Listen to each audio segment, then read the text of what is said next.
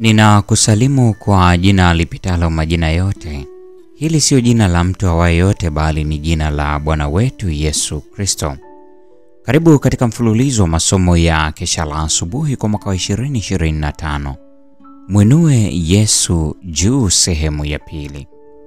Huu ni mwezi wa Novemba.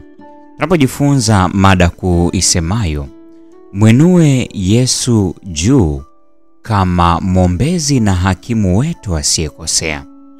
Leo tunaenda kuliangazia somo la Novemba 6. Somo linalosema upatanisho mkuu. Tuombe. Mtakatifu, mtakatifu, mtakatifu, Baba yetu na Mungu wetu uliye mbinguni, jina lako takatifu litukuzwe sana. Asante kwa ajili ya siku njema ya leo. Asante kwa sababu ya uzima. Asante kwa sababu ya uhai. Asante kwa sababu ya faraja ambayo umeiweka mioyoni mwetu. Dumu kuwa pamoja nasi kila wakati.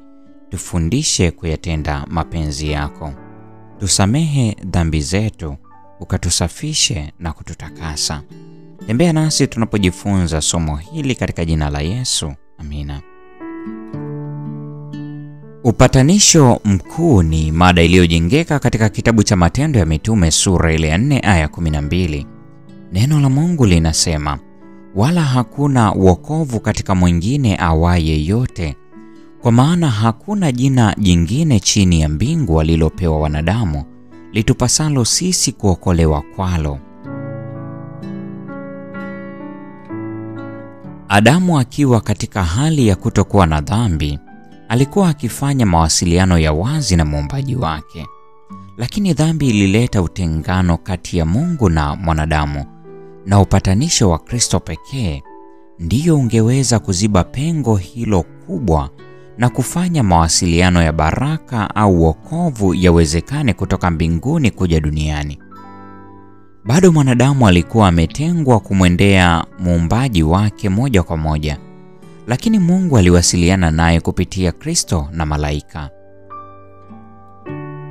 Hivyo ndivyo Adamu alivyofunuliwa matukio muhimu katika historia ya mwanadamu, kuanzia wakati ambapo hukumu ya Mungu ilitamkwa katika Edeni hadi wakati wa gharika, na kuendelea hadi wakati ujao wa kuja kwa mwana wa Mungu mara ya kwanza. Alionyeshwa kwamba wakati ambapo kafara ya Kristo ingekuwa na thamani ya kutosha kuokoa ulimwengu wote, wengi wangechagua maisha ya dhambi badala ya maisha ya toba na utii. Uovu ungeongezeka katika vizazi ambavyo vingefuata, na laana ya dhambi ingewakabili zaidi na zaidi jamii ya wanadamu, wanyama na dunia. Siku za mwanadamu zingefupishwa kutokana na mwenendo wake mwenyewe wa dhambi. Angedhoofika katika umbo la mwili na uvumilivu, na katika uwezo wa kiroho na kiakili, hadi ambapo dunia ingejazwa kila aina ya dhiki. Kwa njia ya kuendekeza hamu ya chakula na mwili, wanadamu wangeshindwa kuthamini kweli kuu za mpango wa ukombozi. Hata hivyo, Kristo, akiwa katika kutimiza lengo lililomfanya atoke mbinguni, angeendeleza mapenzi yake kwa wanadamu na bado angewakaribisha ili wafiche udhaifu wao na mapungufu yao ndani yake. Angetimiza mahitaji ya wale wote ambao wangekuja kwake kwa imani. Na daima pangekuwepo wachache ambao wangetunza maarifa ya Mungu na wangedumu bila kuchafuliwa kati ya uovu uliotapakaa.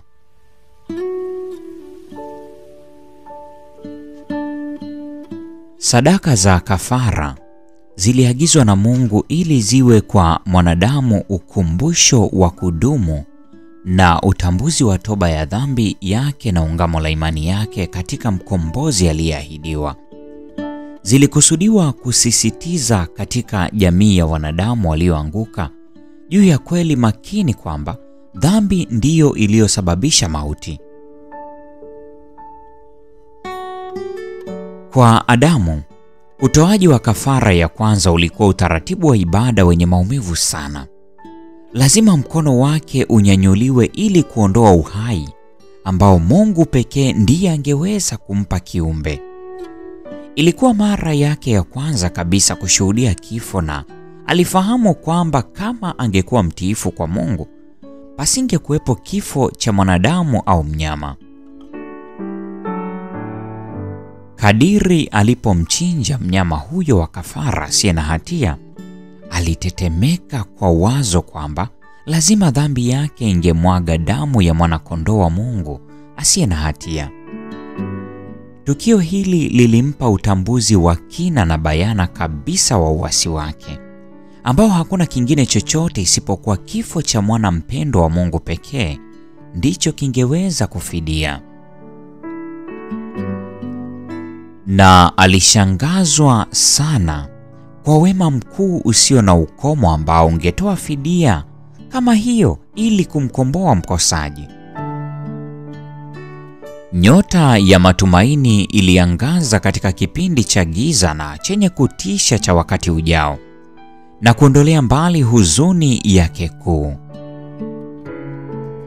Kitendo cha Kristo kufa kwa ajili ya wokovu wa mwanadamu kisingeifanya tu mbingu kurejesha uhusiano na mwanadamu, lakini mbele ya ulimwengu wote kingemthibitisha Mungu na mwanawe kuwa wenye haki katika kushughulika kwao na uasi wa Shetani.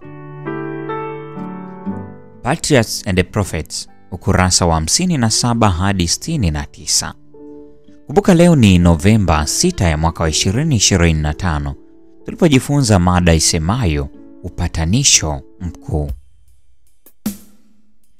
Na kwa nukta hiyo, mpendo wa mfuatiliaji wa mfululizo wa masomo haya ya Kesha la Asubuhi, ndio tunakuwa tumefikia tamati ya tafakari ya somo hili siku ya leo.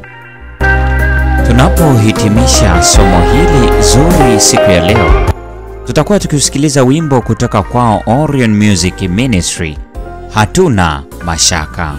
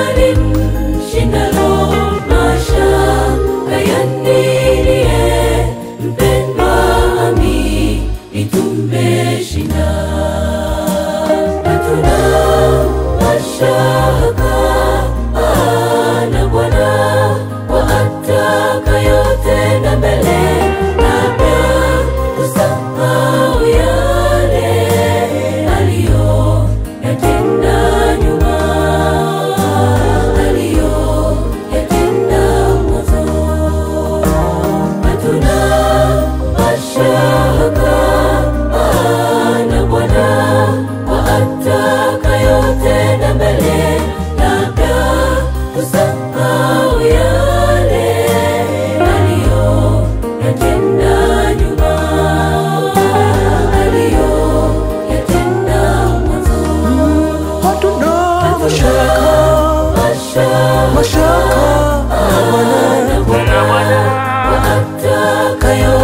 tena mbele